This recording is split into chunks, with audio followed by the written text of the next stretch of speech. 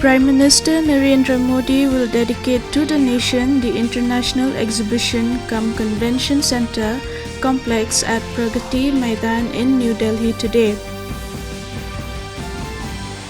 Amid a stalemate in Parliament over the Manipur violence issue, Congress today moved a no-confidence motion against the government in the Lok Sabha. The nation celebrates the Kargil Vijay Divas today, remembering the sacrifice made by soldiers of the Indian Army. The 4th Environment and Climate Sustainability Working Group and Environment and Climate Ministers meeting began in Chennai today. India's Lakshya Sen advanced to the pre-quarterfinals of the Japan Open Badminton Tournament in Tokyo today.